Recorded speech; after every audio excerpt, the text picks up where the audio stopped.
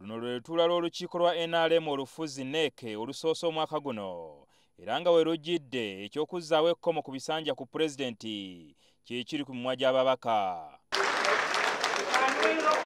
Bw'abadde ayogerako eri bannakibiina maka g'obwa pulesidenti ntebbe, Museveni alabudde ababaka omuli ne bannakibiina kya NRM baagamba nti agenda kubagumiikiriza nga balwanyisa enteekateeka ze.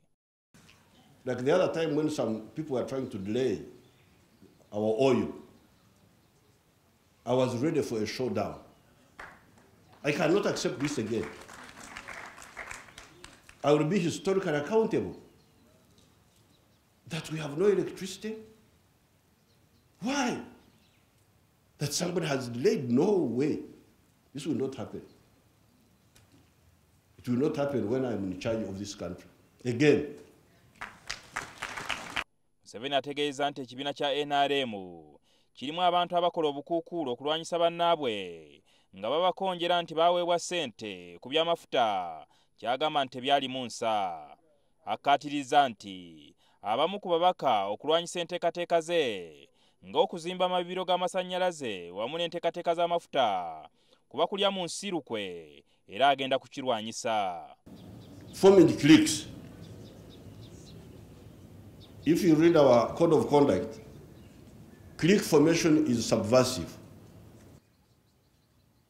All this is caused by unprincipled infighting that is a result of ambitions and obviously ideological bankruptcy. Wabula abamu ku babaka baavaayo ne boogera ku bye bagamba nti bitambula bulungi bamwanukudde. Ebyo byakutujja ku mulamwa ffe ng'ababaka ba palamenti tuzze wano okukolera eggwanga. Kati ebyogamba nti oyiro twagala ebeere transparent, twagala ebintu babikole mu musana. Naye nze byebintu okuwera kye bagamba mu Uganda ekintu ne kibaawo oli ne yeewera weebezi si ye solution mu ggwanga lino. Almost 8 ku 10 abasingamu baana bato. Abantu beepulaningira nga bokka kati ekintu kitandise okwabika. Balina okuddayo ku round table batuule balabe ekizibu kiriwa bafune solution.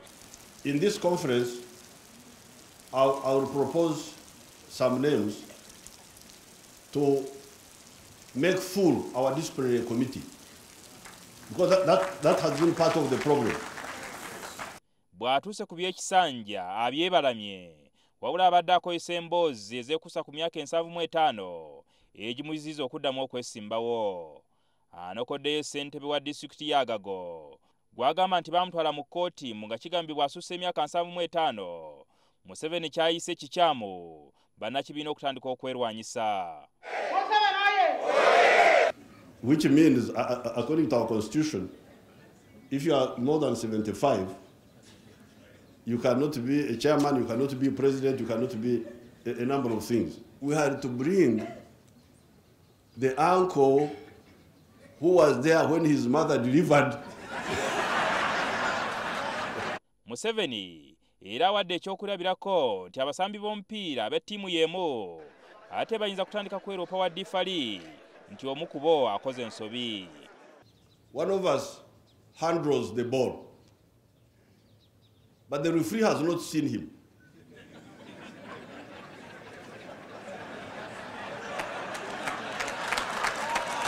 And the linesman has not seen him. Then members of our own team, they are the ones who shout, referee, haven't you seen him? I can actually go and tell him afterwards, but you know you handled the ball. Don't do it again. Bino byonna Museveni abadde abyogera nga bamwegesa amatu bafa enseko boolyawo abadde aliko obubaka bw'ayagala okuyisa ku byekuusa ku bataagaladdemu kwesimbawo singa emyaka giba gimuyiseeko. Pulezidenti Yoweri Museveni mu kwogera eri bannakibiina alabudde abo bannakigwanyizi bagamba nti bangi ku bo bagezaako okulemesa enkulaakulana mu ggwanga. Abalabudde nti bino tagenda kubikkiriza era agenda kubakolako. Jingo Francis, NTV, State House, Ntebbe.